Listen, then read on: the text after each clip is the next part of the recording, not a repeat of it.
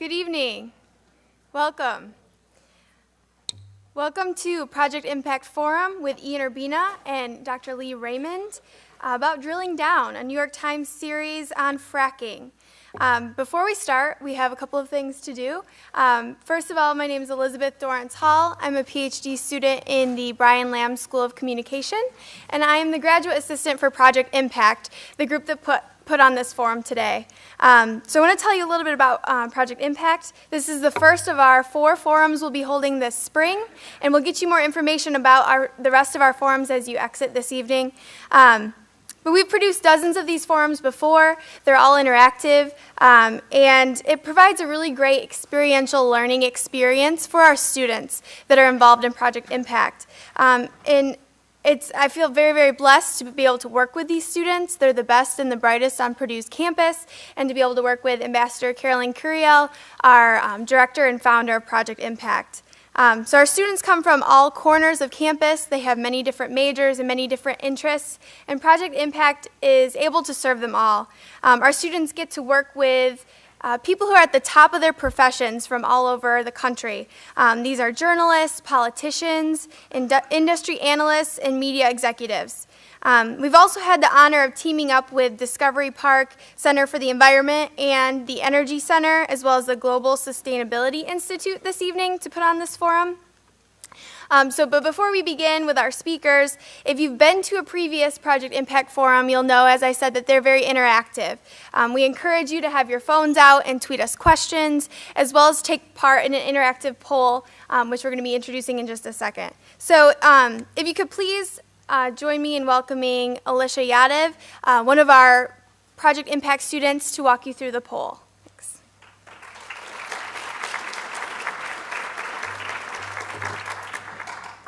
Thank you, Elizabeth.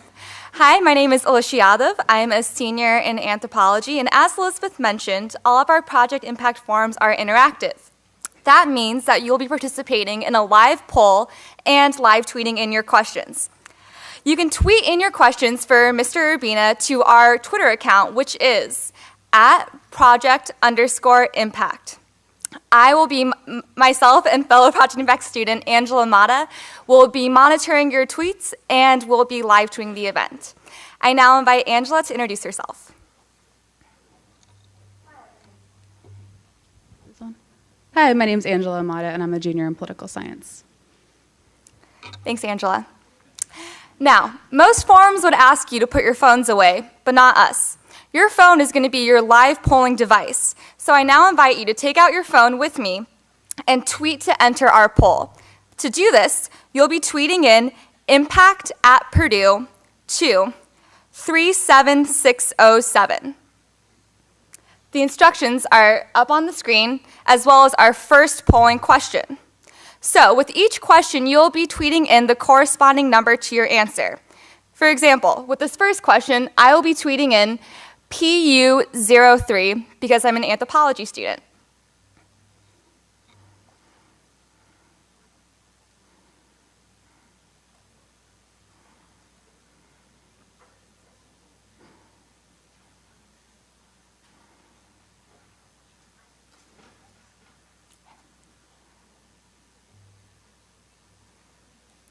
Just a reminder, you'll be texting in impact@Purdue to the number 37607.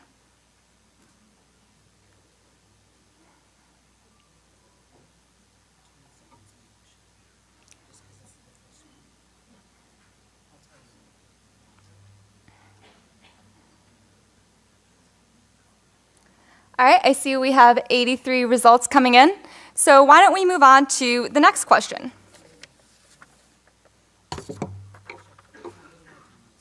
Oh, I'm being told we need a little more time.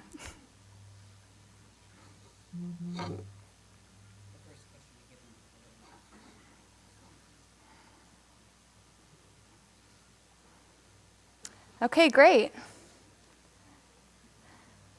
So we have a liberal arts and humanities heavy audience, but several strong showings from other disciplines as well, which is always great to see.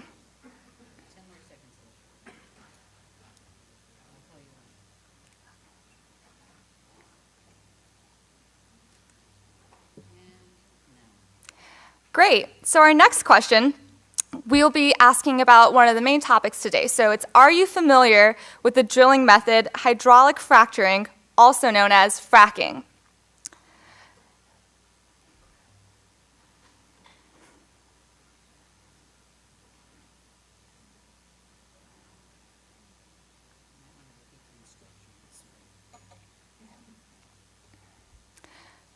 So if you are familiar with fracking, you'll be texting in PU06 to that same number. At the top, again, is 37607.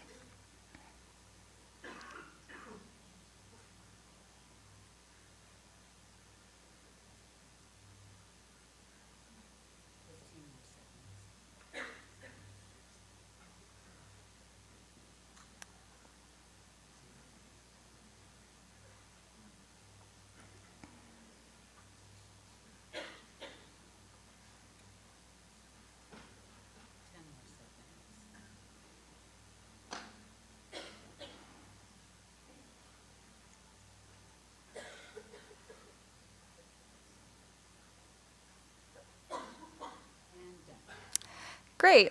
Our next question, more on this topic, is what does hydraulic fracturing recover from the ground? The first, oil and natural gas, coal, uranium, helium, or biofuel. For those just joining us, we're participating in a live poll in which you'll be using your phones to text in responses to these poll questions. As a reminder to everyone, the number that you'll be texting in is at the top of the screen. It is 37607.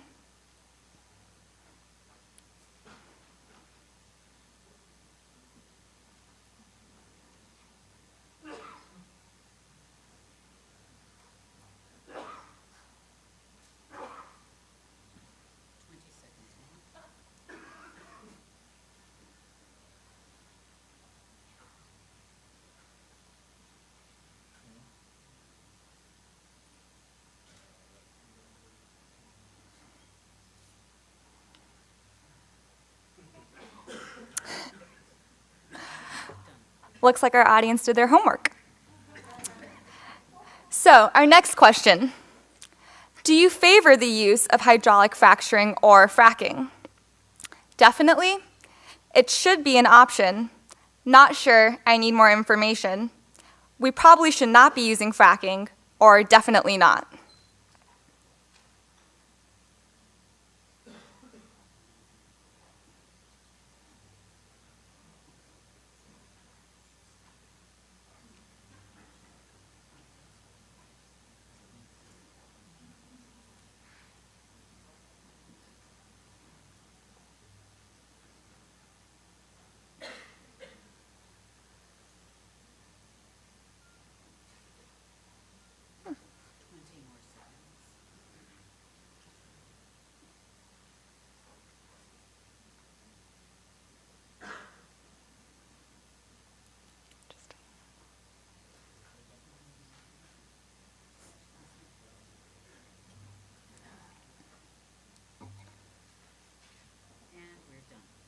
Great.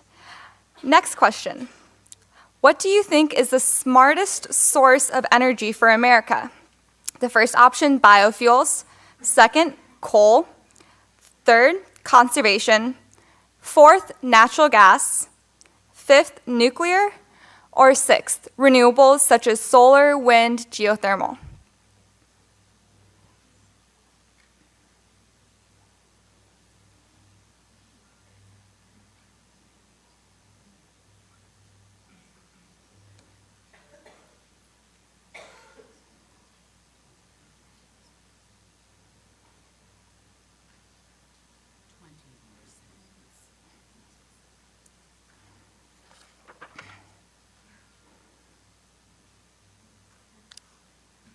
Very interesting.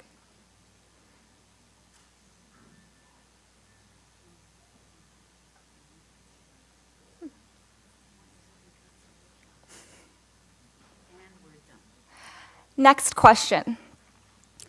What is the most important contribution of fracking? Jobs creation, cheap energy, cleaner energy, energy independence, all of the above, or none of the above?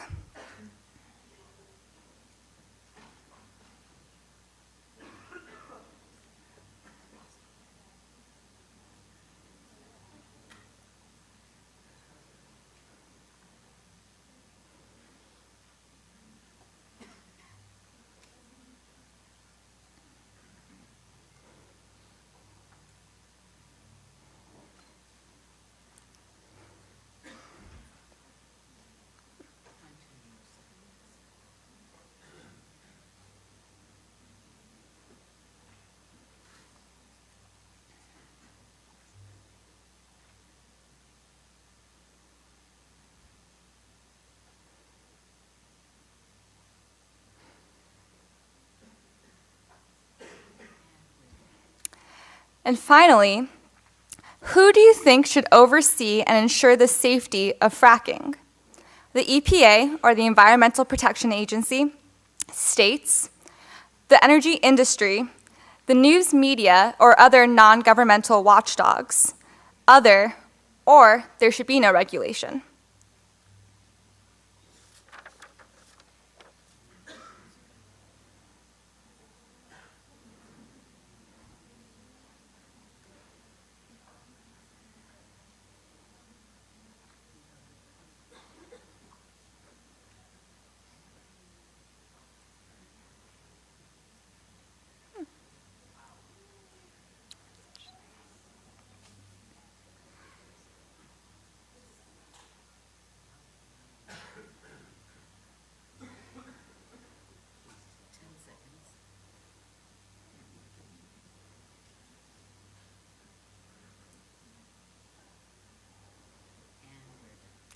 Great, thank you for participating in our live poll. They'll be invaluable for our guest and for Dr. Raymond to know a little bit more about the audience. It is now my pleasure to introduce Project Impact's director and founder, Ambassador Carolyn Curiel. Ambassador Curiel is a Purdue alumna whose decorated career includes working with Ted Koppel's Nightline, The Washington Post, the New York Times editorial board, as well as serving as a senior White House aide and speechwriter to President Bill Clinton and ambassador to Belize. She is currently a professor of communication in the Brian Lamb School of Communication. Please join me in welcoming Ambassador Curiel.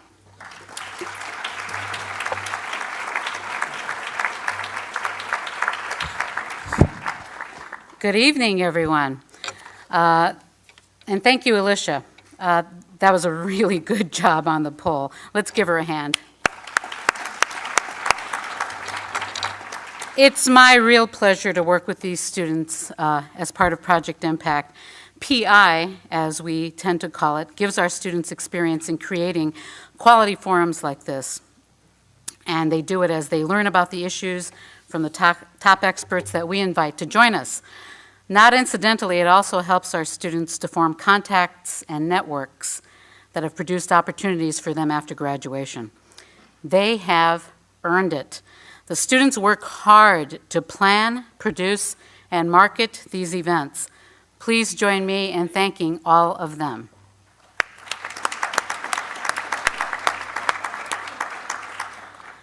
And Miriam, are you here? Okay. So you were told about tweeting in questions. We also have a mic here at the front.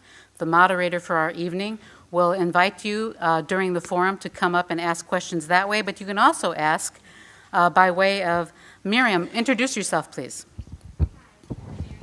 Oop, is your mic on? Hi. I'm Miriam. I'm a senior in political science and PR, and I'm from Bahrain. It's a pleasure to be here. Miriam Karimi. Thank you. Thank you. And Miriam will be stationed at the back throughout. If you are hesitant or don't want to come up to the mic, she will have that roving microphone, and you can ask that way as well. So tonight, a special treat for us all, a discussion on the vital topic of energy, something Purdue knows. Our guest is a senior investigative reporter from the New York Times who has won many awards for his reporting, including the Pulitzer Prize, the highest honor in journalism. His series on fracking produced much conversation, and on Capitol Hill, It spurred a strong reaction and action. Please welcome Ian Urbina.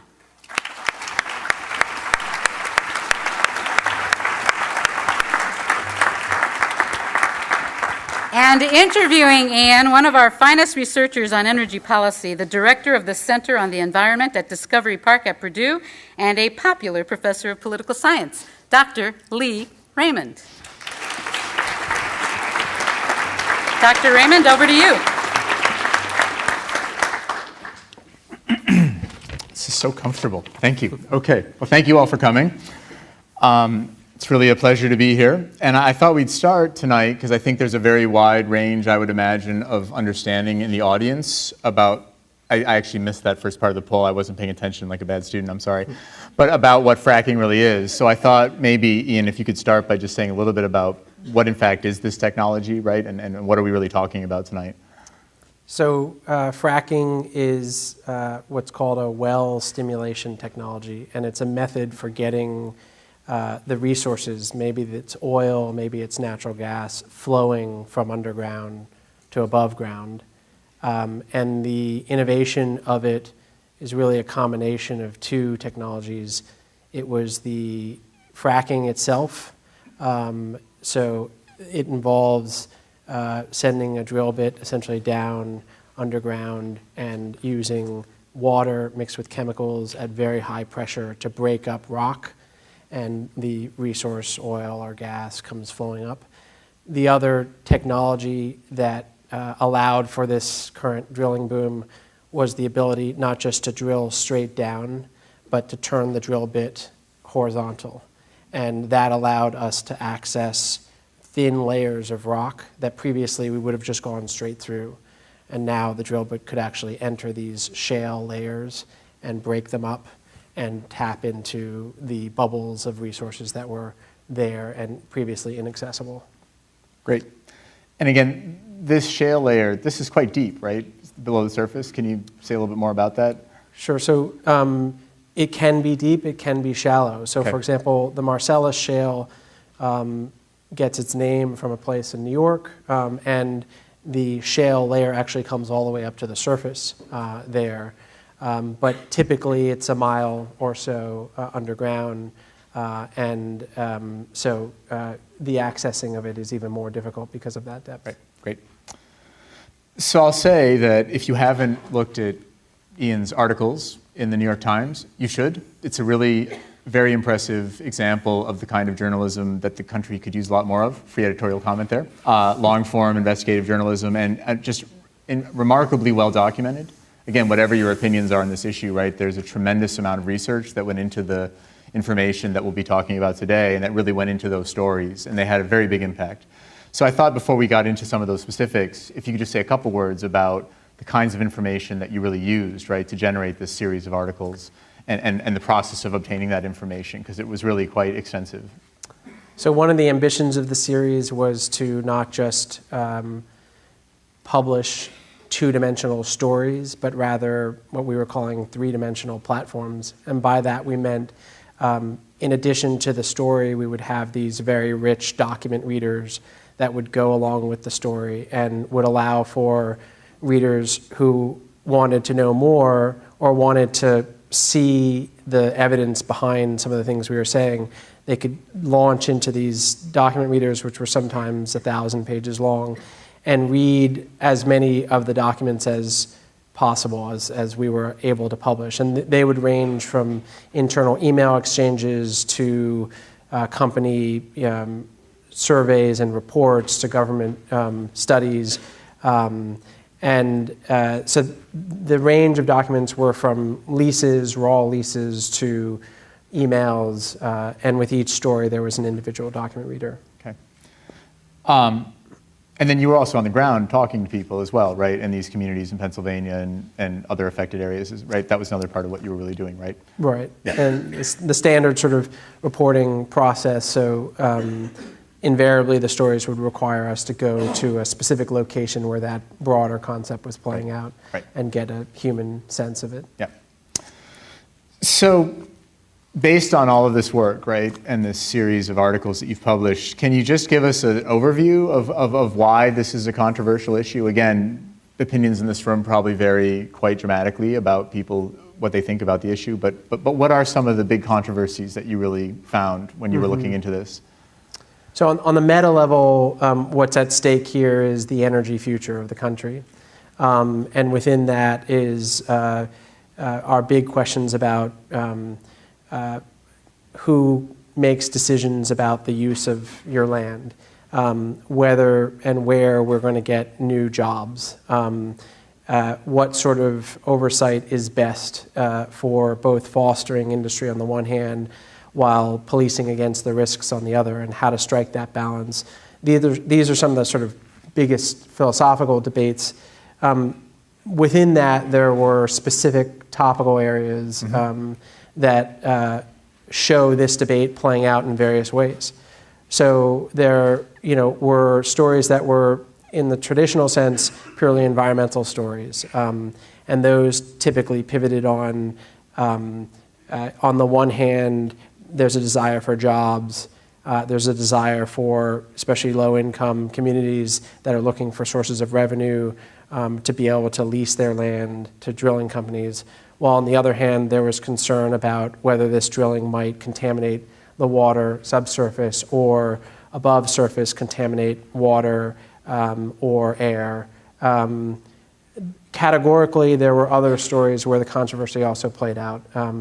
So there was a story about the geopolitics of this issue and how the race for this energy source was reconfiguring relationships between countries and what role the U.S. was playing in that race.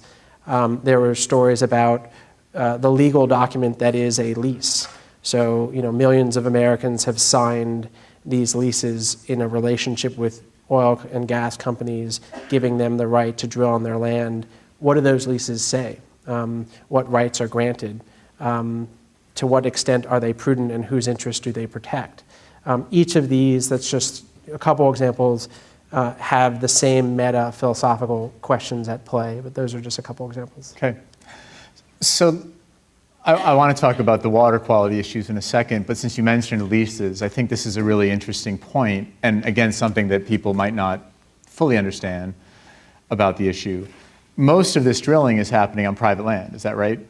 That's right. Yeah, because this is mostly happening in places like Pennsylvania at this point and Texas, unlike a lot of our other natural gas and oil drilling, which has frequently in the past taken place on public lands, right? Federal lands, especially in the western United States, right? So this is a very different sort of issue to some extent in that respect. Is that right? And I think that's correct. And I think that that's somewhat by dint of how the drilling boom has unfolded. It has proceeded at a rapid pace, and therefore these companies have moved to a large degree in front of the regulations and gone directly out into the field to engage with private landowners.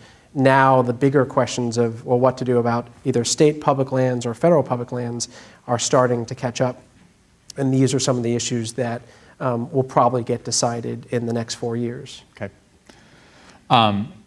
So we'll talk a little bit more about leases a little bit later, but I think that's an important point, although there were some of these issues in the West around coal bed methane, and again, we can talk more about that later, but really one of the things that makes this a distinctively controversial issue is because it is now drilling that's happening in parts of the country that are less used to drilling, a lot more private property, right? And so it's a very different set of actors and a different set of communities than you've typically had in the Western U.S.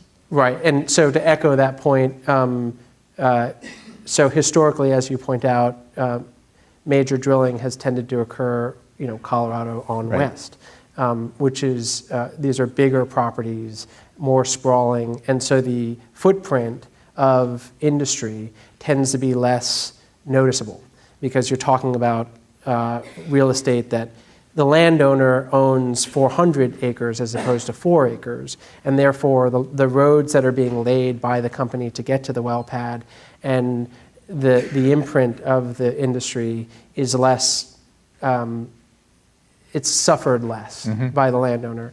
Now as the drilling boom that we're currently experiencing heads east, you're getting into much more densely populated places like Pennsylvania. And so the typical plot is 4 acres. And that means that when a drilling company lays a road, or they have Krieg lights, floodlights on 24 hours a day, the noise of the drilling, these things are felt much more acutely, not only by the individual landowner who leased, but their neighbors, right, in a way that out in Colorado or Texas was less the case, and that's why it's become much more heated. And there's also, the record of there's far less experience among the landowners in the East in interacting with the drilling companies compared to folks in Oklahoma and Texas who've been engaged with these companies for a long time, so they know what a lease looks like. Well, and just to important contrast that also came up in the initial polls, I think. So unlike a lot of oil and gas development in the West, which is governed by federal law, right, much of which has been around for almost a century or more, students in my environmental policy classes know all about this, you really have a situation with the fracking where that's really been completely delegated to the states, right? So at this point, there's really almost no federal regulation, right, of what's happening. It's all being done at a state-by-state level. Is that? That's quite correct. And those states actually are varying quite a lot, right, in their approaches to this problem, right? And there's also the resources of a state environmental office compared to that of the federal EPA are night and day. Right. And so the ability of a regulatory office in West Virginia or Pennsylvania that is state-based, the number of inspectors they have, for example, compared to the number of wells they're supposed to be inspecting and permitting is a much heavier burden than when the feds are. So you mentioned water, which is clearly a really central part, I think, of a lot of the controversies around this technique. It uses a lot of water, right? That's right. A tremendous amount of water, right? Right. So one of the things that you mentioned, and your articles talk about this in quite a bit of detail, including some remarkable things that I did not realize, that there's been a fair amount of controversy about what you do with some of this brine, right, that's being injected into these wells, that is then essentially ejected, I guess would be the word, right, as you're then extracting that gas, right? So some of this stuff stays below the surface, but some of it comes back up, right? So can you say a little bit about what some of the issues are around how to deal with that wastewater and what you found about that and some of the issues that you found? So just to conceptualize a little bit what this looks like. So in essence, you have a drill bit that goes down and then curves, and it's entering these thin layers of shale.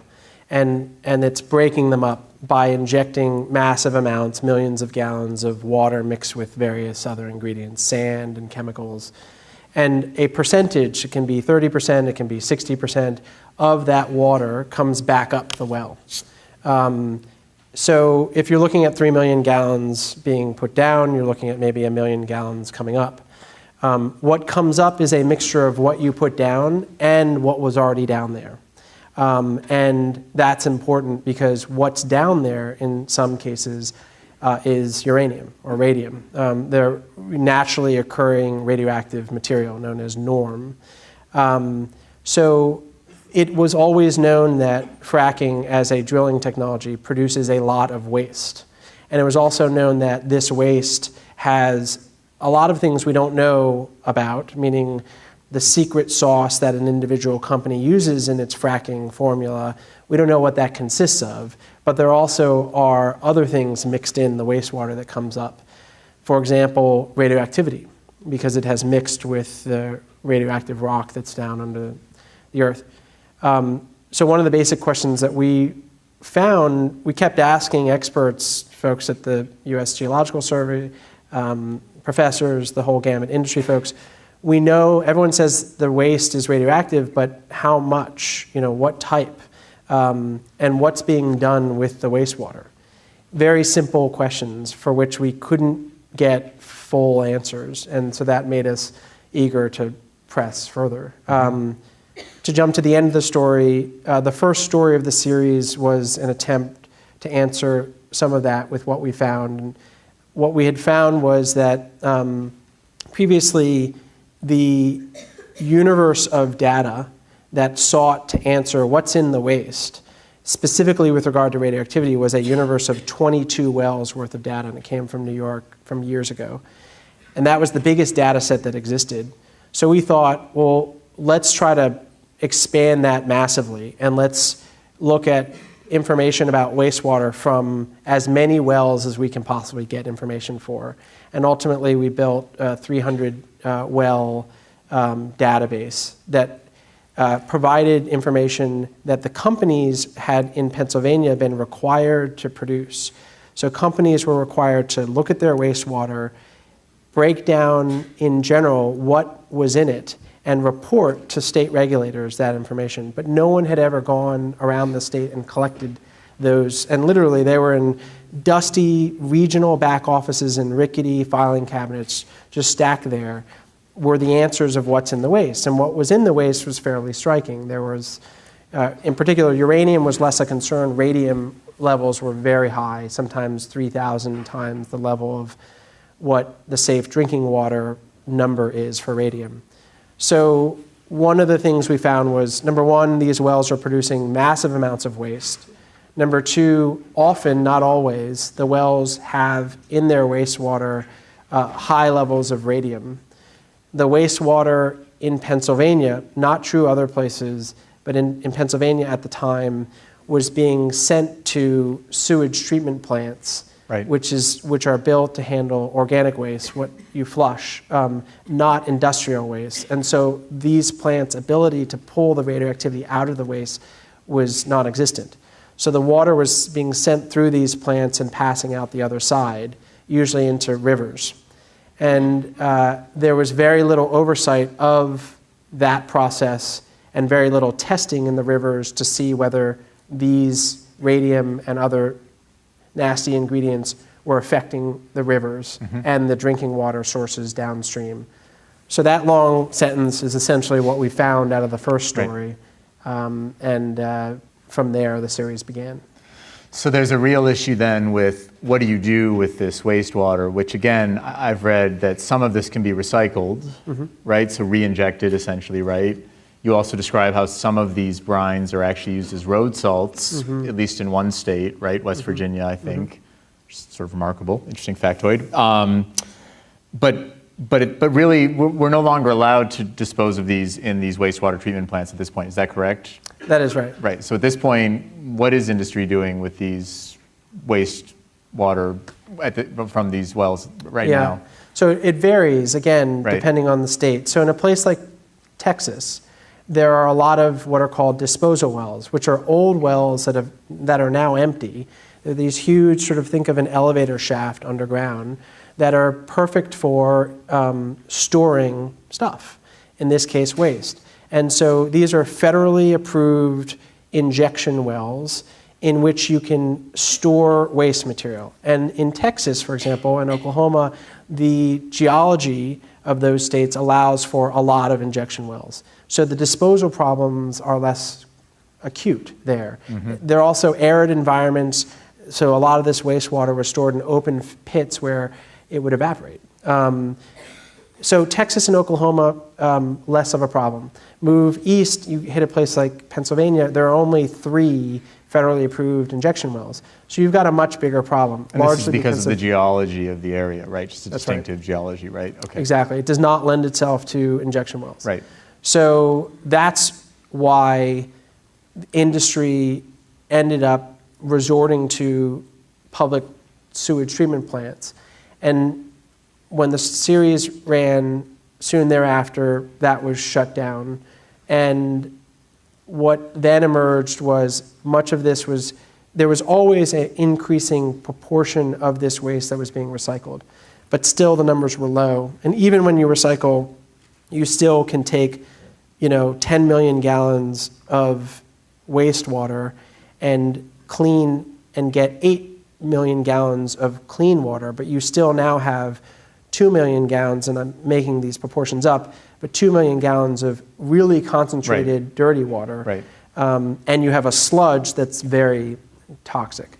So you still have lingering issues, but to the extent that wastewater is not being recycled in a place like Pennsylvania, it's being shipped to other states like Ohio and being injected into wells there, into disposal wells.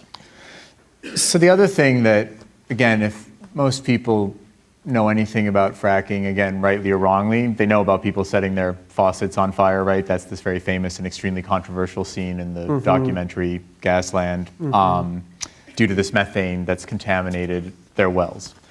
And it's, I think, fair to say that one of the most controversial issues is the degree to which this technique is responsible, right, for the contamination of people's actual drinking water, right, as opposed to this wastewater issue. So can you just say a little bit about what you really found about that issue in particular? Because that really seems like a very extremely contested point, right, where industry really claims there are very few or no documented examples, right, where their techniques have contaminated drinking water, and then environmentalists are arguing, actually, this is happening all the time, right? So what did you find about that? Yeah, so this is where you get into the interesting semantics of these, highly politicized debates. So there are, with regard to the subject of underwater drinking aquifers, from which we get most of our water fountain, water, there are two types of contamination to consider. Potential contamination to consider. One is when you drill down into that shale layer and you break up the shale and the gas flows in the best of worlds up the pipe and to the surface.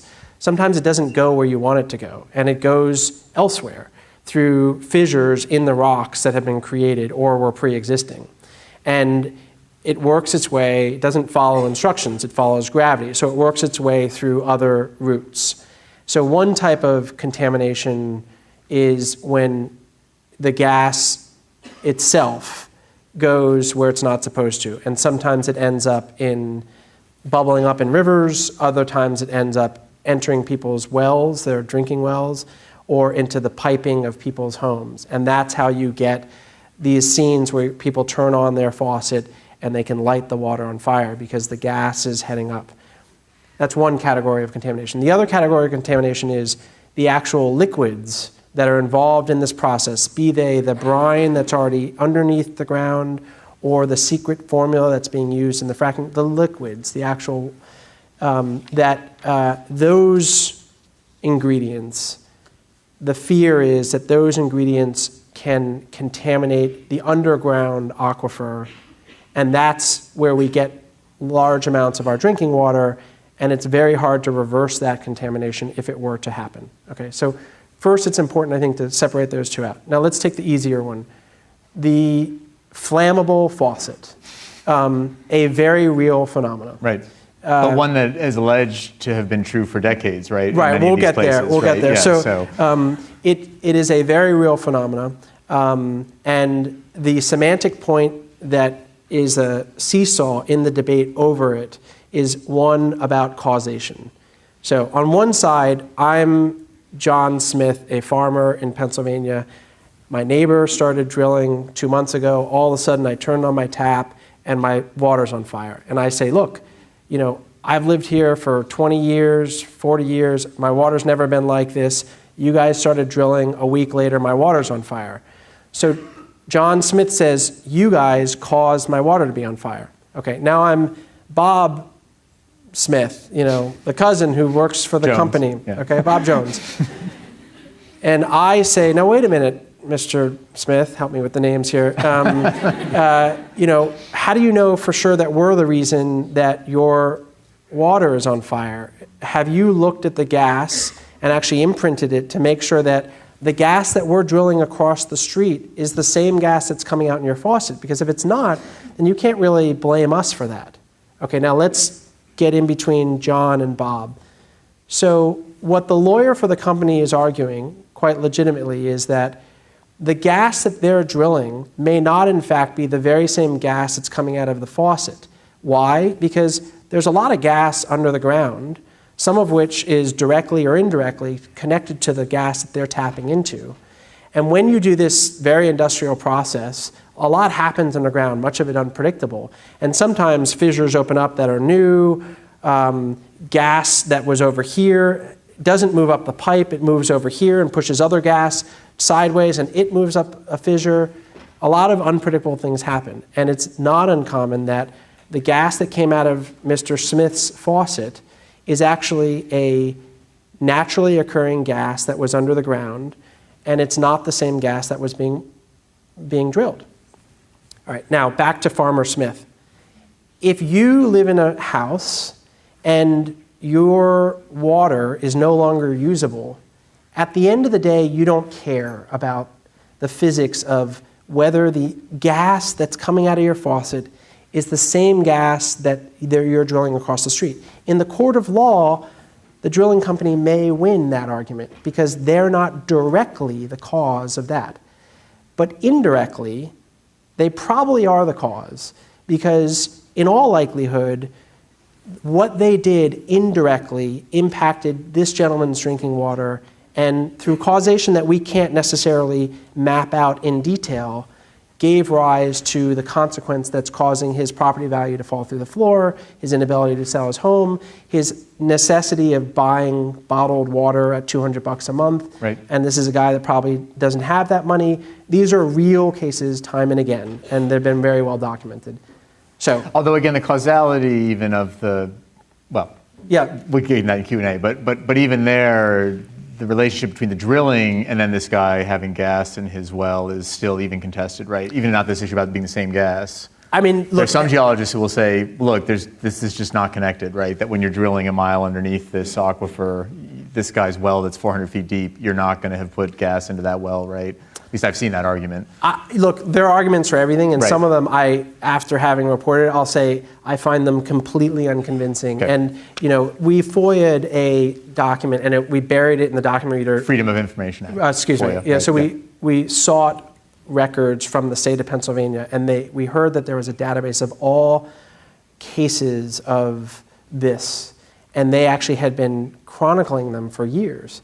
And we put it up on the web, and there are an amazing number of these cases where drilling started on one day, water began becoming flammable on the next day, and oftentimes the causation was never even considered, but the companies settled with these folks because right. the sequencing was too suspicious. Right.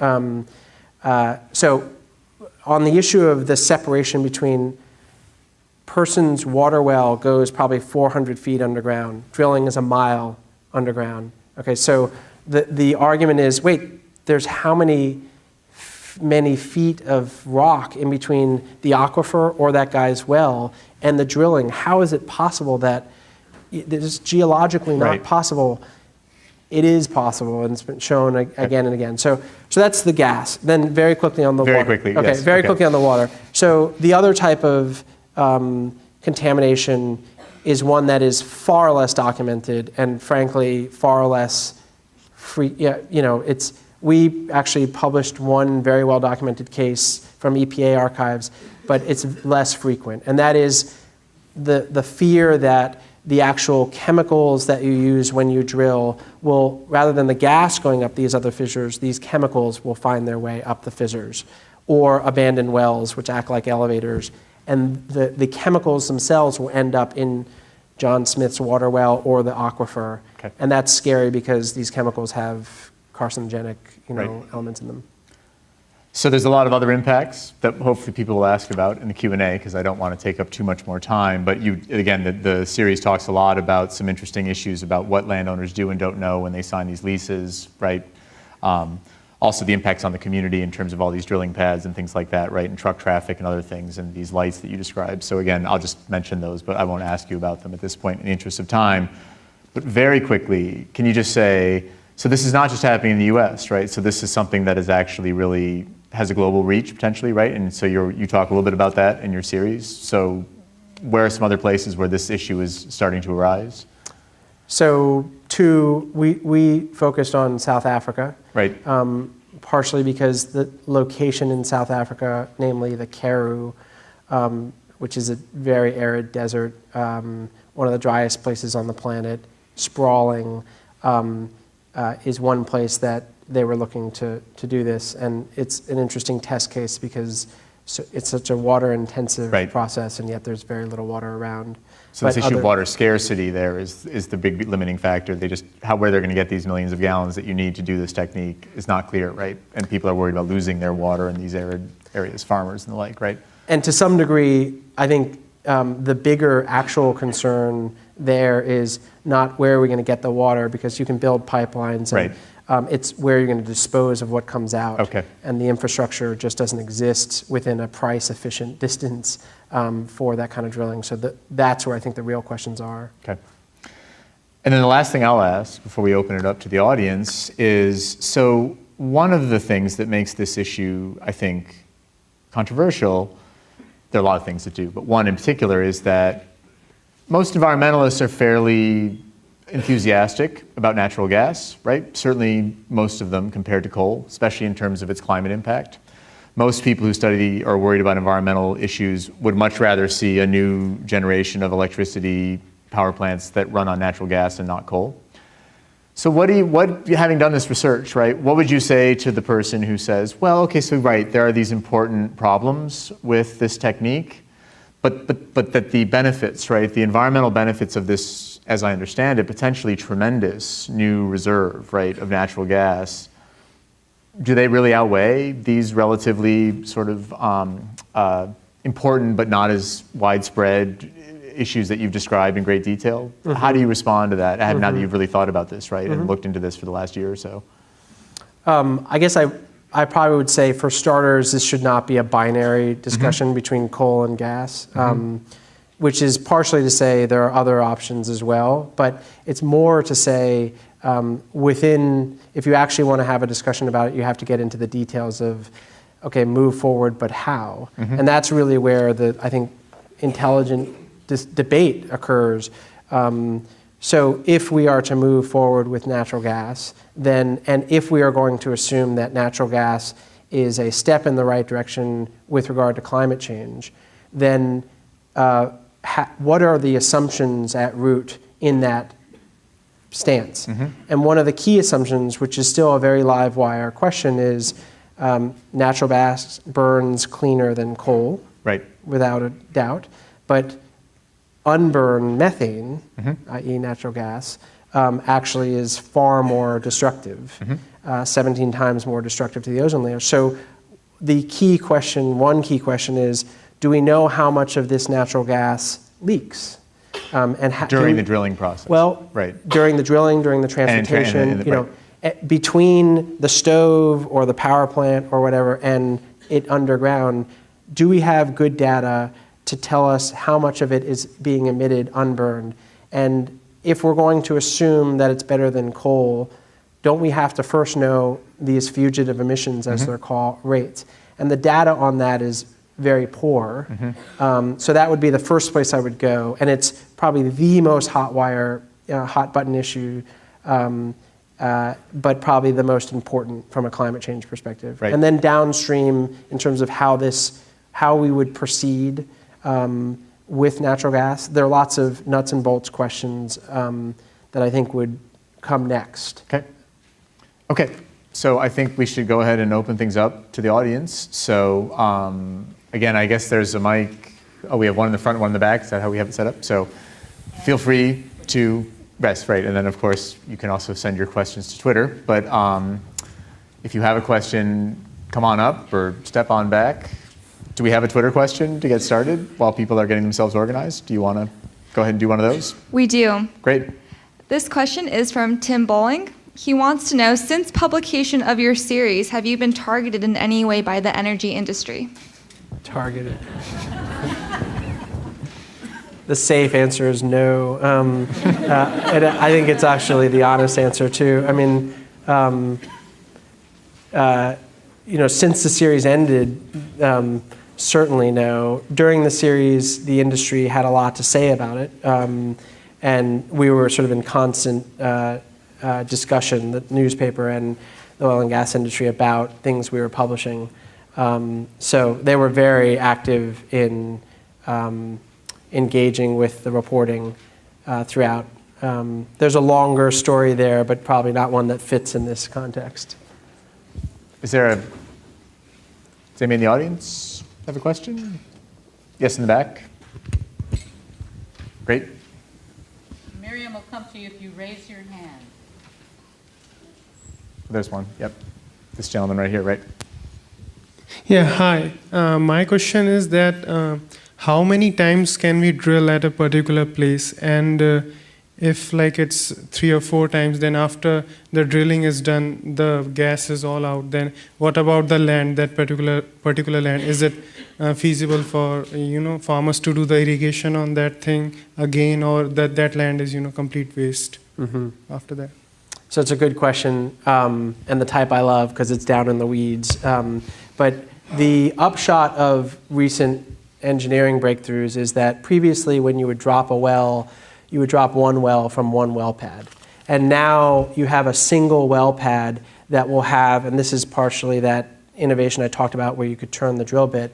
Now you have single well pads with 5, 10, 12 wells off the one well pad. So if you think of a well pad, you have 40 acres, a well pad maybe takes up, 1 acre with all the, trucks and generators and stuff. And if you imagine one well goes down and goes this direction, another well goes down and goes that direction. Now imagine it in sort of spokes. So that's great in the sense from an environmental perspective and from land use perspective. That means that you're not taking lots of land on the surface to drop 5, 12 wells. You still have huge truck traffic because each one of those wells, you still have a big footprint because each well is going to take its own resources. You're going to have lots of water coming in, lots of waste coming out. So you're not going to have less surface imprint in that way, but in terms of the well pad, it's much better than it used to be 20 years ago. Now think of layers. You have different shale layers. Marcellus is just one, but there are other layers, deeper and shallower. More shallow, I don't know what the word is, and so you can tap one and then come back 10 years later and tap a different one. So depending on where you are and what shale layers are there and what the economics are of the price of gas, in other words, is it price efficient to drop a well that's 1.5 miles down? Well, if the price of gas is 9, you could probably make money on that. If the price of gas is 3, it's probably not a good cost-benefit analysis. But the engineering makes it possible to tap different layers. Now, everyone pulls out. Drilling intensely occurs maybe 6, 9 months, then it's all done. You've got what's called kind of a Christmas tree. It's this little metal thing that kind of collects remnant water and things that flow up, but the imprint after you pull out is very minimal. The variation in you as a landowner and what you find after they've all left depends on terms of your lease and what conditions you put in your lease on how they are to restore the land, the nature of the company you interacted with and what their kind of policy is with regard to how much money they put up to put it back to normal. Things like, is that in your lease, did you allow for above ground waste pits? These can be open face, Olympic swimming pool size, I don't know how else to describe above ground swimming pools with earthen walls, and the wastewater gets dumped in there. If you allowed that and your lease allowed that, oftentimes those are covered up. The top water is taken out, and then they just cover it up with dirt and they put seed on top. And there have been story after story of the problems that come after that because the sludge, which is the worst stuff, is left there. It's covered over. You plant crops, erosion, that waste ends up emerging again. So it really varies. The status of your land varies a lot depending on the terms of your lease and the company you worked with. Okay, I think there's a question up here, right? Sir? Yes, I haven't read your articles, but I plan to after hearing you today. Great. And there's been a lot of hype in the news about how shale oil and shale gas is going to make the U.S. energy independent in a very short time. On the other hand, I've read some things where the depletion rates on these wells are very high, sometimes 40% per year, which kind of negates that the previous claim. Do you have any thoughts or opinions about that? It's my favorite question, frankly, because again, it's very much in the weeds, and it's the type of thinking that I don't think was occurring enough a year or 2 years ago. It's longer term thinking. So be it gas or oil, fracking is an amazing thing. We can access rock that previously we couldn't. But the engineering of how this works is there's a surge, a grand burst at the beginning, and then there's a slope downward. Again, oil or gas or liquids, these other things that come out that are very valuable, doesn't matter. The graph looks the same. The wells vary. So there may be one well that has a drop-off rate like that and another well that has a very smooth curve.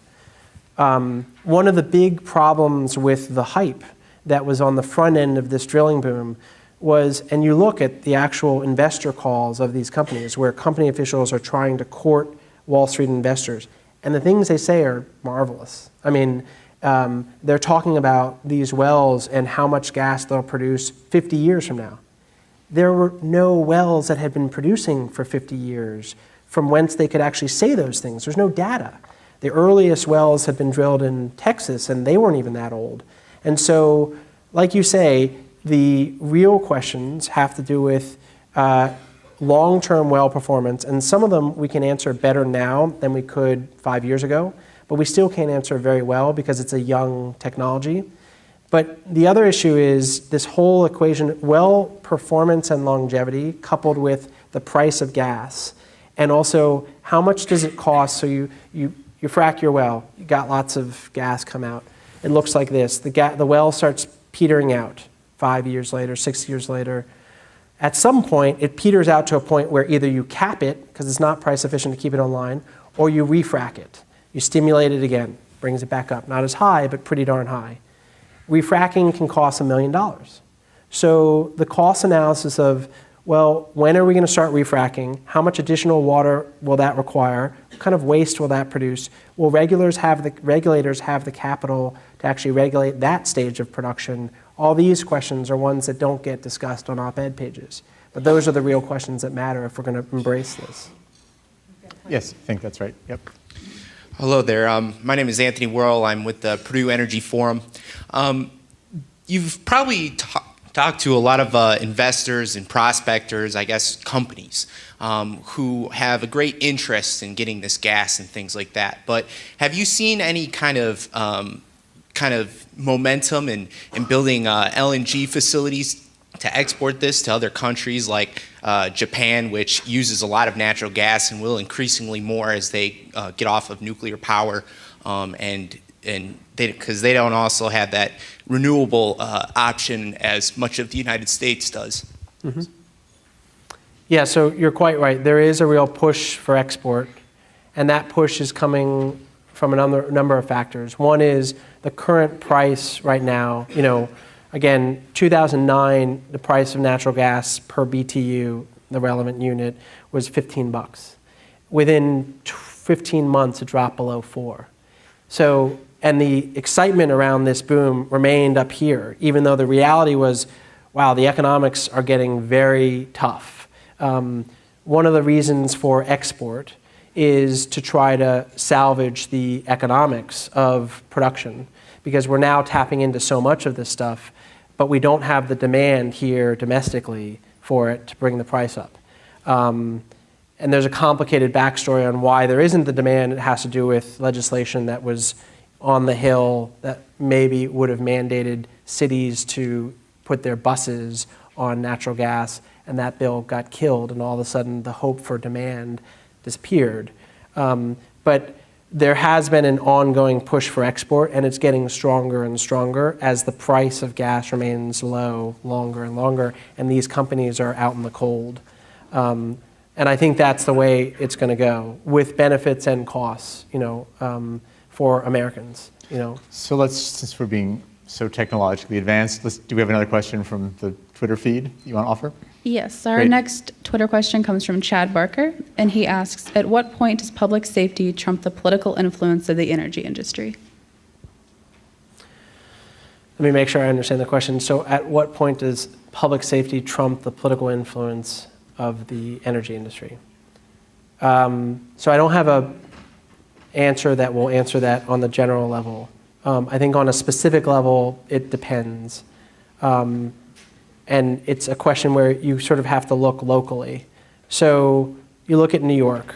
and you contrast what's happening in New York, which is taking a very wait and see, slow, let's study sort of stance towards this.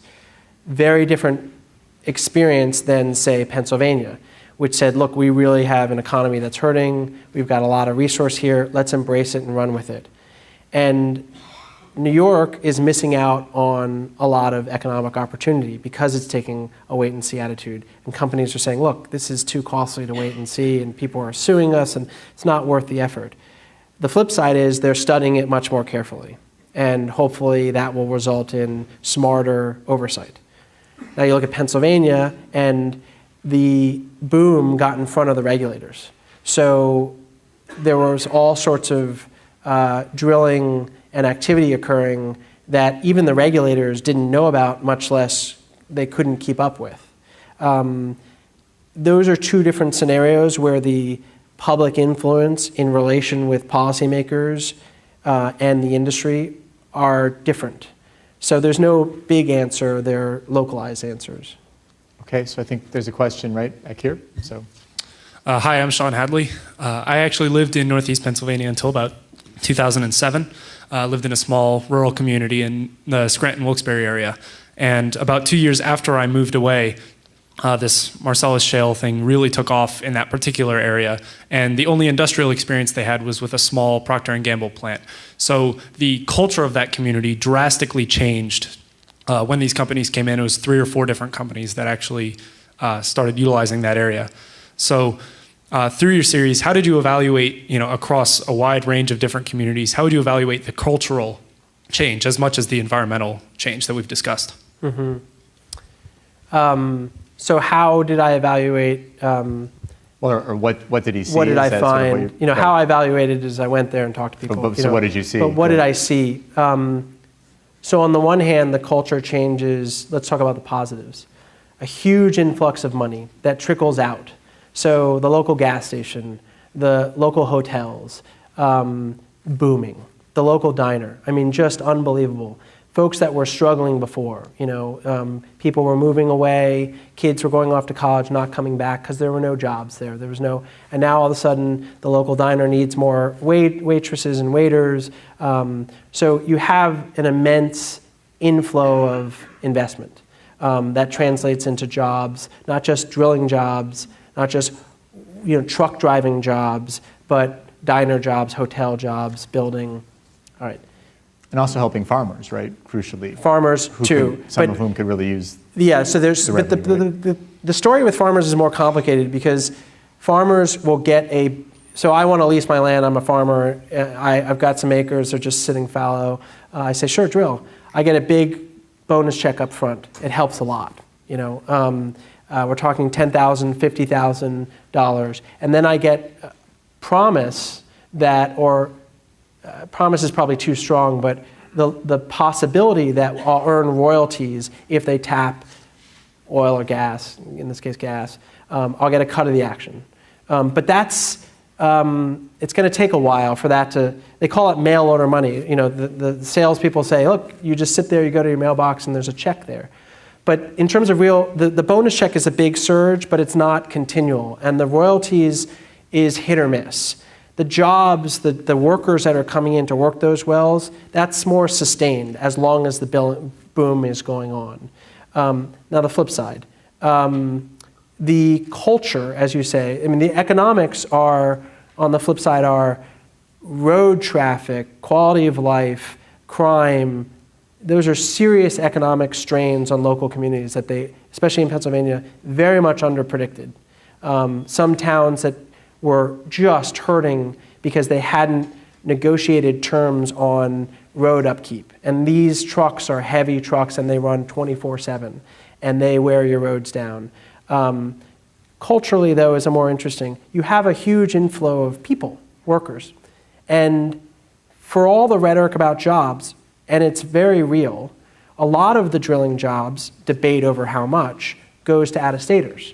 Why? Because drill hands are coming from states where drilling's been going on. So the most experienced, well-paid folks are coming from Oklahoma, Texas, Colorado, where drilling's been going on, and they're shipping these folks in. There's still a lot of jobs, truck driving jobs, these sorts of jobs where you need very little experience, a lot of coal miners, a lot of actually offshore BP type folks who are working on oil rigs now taking jobs. So there are those jobs too, but you have jobs being divided, and you also have an inflow of out-of-towners. And these are, to a large degree, young, rough guys, okay? And a lot of them. Read some great reporting out of North Dakota, our paper, others, about how these towns have changed.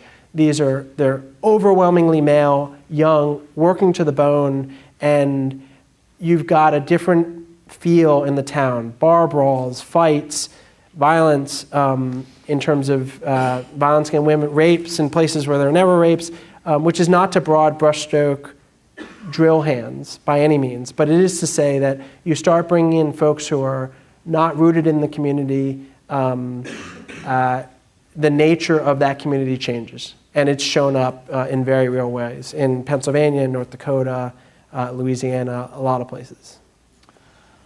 Okay, so I think, although we could probably get audience questions for a long time, it's my job, it's my unfortunate job to make sure we stay on some sort of schedule. So let me just conclude the questions with one last from the chair here, which is really, so given on the one hand these important community problems, right, that you've really documented, and on the other hand some of these important, potential at least, environmental advantages, right, of some of this natural gas, which I think is pretty widely recognized, with some caveats. Sure.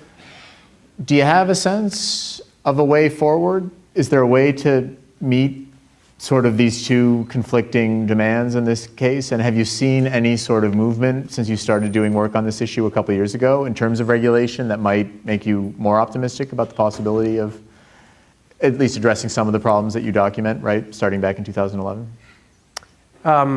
So yes to all the questions. Okay. Great, we're done. That's a wrap. I've seen movement, probably more to the credit of others, but just the general discussion has shifted.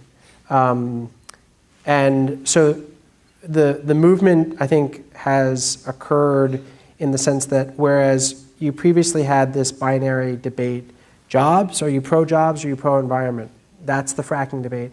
Now it's questions like the gentleman asked, these release questions, your geopolitical questions, should we export, should EPA or states, there's a much more sophisticated sense of the 25 internal questions rather than a true or false debate. Okay. So that's one development. I also think that, and this is partially from the series, there has been a more aggressive role taken by the bodies that should be policing this. So the SEC opened an investigation, the New York Attorney General opened an investigation, the Maryland Attorney General began investigating, all these on various issues. Right. Are companies overstating how profitable these wells are people framing leases in fraudulent ways? All these sorts of questions are now being more aggressively asked by state and federal authorities, and that, I think, is a step in the right direction. Okay. What their answer is up to them. Right. Okay, that's great. So I will make a final just mention that if you have more questions, which many of you might, there is a lot of activity on campus this semester around this issue. There will be an event that is sponsored by the Ecological Sciences and Engineering graduate program in April.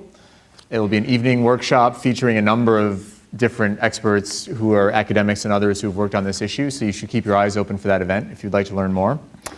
And then I guess you've got, and then the final poll question. Exactly right, my apologies. So I guess we have a final poll question as well for the audience before we wrap things up, right?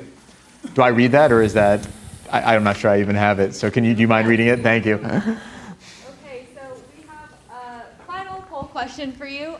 So to open up your text messages again and tweet back in, we just want to get a response or just a reaction based off of this great discussion. Has tonight's program changed your view on fracking?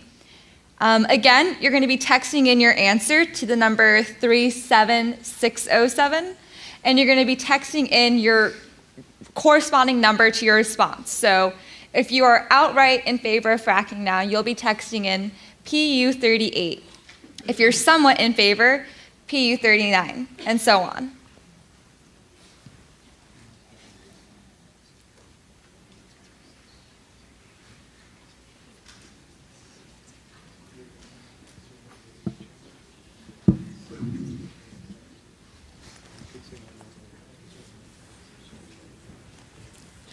No running results. I feel like I need the guys on Better. election night, that right? would influence. Exactly. That's right. Yeah. No exit polls, just the final results. Okay, let's see. Wow, neck and neck. Yeah. This has the feel of a beauty contest. Yeah, something, right? Iowa straw poll. Yeah. We'll give them 20 more seconds.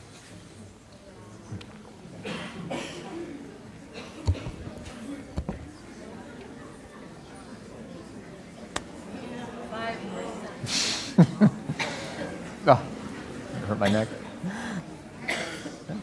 Pretty even? Okay. It's very even. Can we put the poll back up one more time? Thank you. At this time, Project Impact would like to honor Mr. Urbina and Dr. Raymond with gifts being presented by Project Impact students Paul Rosenberger, a senior in electrical engineering from Sheridan, Indiana, and Kyle Walker, a senior in political science from San Diego, California, to serve as a token of our appreciation for their participation in tonight's event. Let's hear it for these gentlemen. Thank you. Thank you. Thanks very much. Oh, that's great. Thank you very much. Thanks for inviting me. Thank you. Thanks for organizing this. My name is Chad Barker, and I'm a junior from Lafayette, Indiana, majoring in political science. And on behalf of Project Impact, I'd like to extend our most sincere thanks for your participation in tonight's dialogue. To conclude our event, we invite you to attend a reception with Mr. Urbina and Dr. Raymond in the adjacent Stewart Galleries. Light refreshments will be served. Also, please join us in 2 weeks on February 26th at 5:30 p.m. for a conversation with noted presidential historian Richard Norton Smith, where we will examine our divided democracy and how presidents have worked with and around Congress. Our ushers are handing out cards for your convenience as you exit. Thank you again for your participation in this important dialogue, and have a great evening.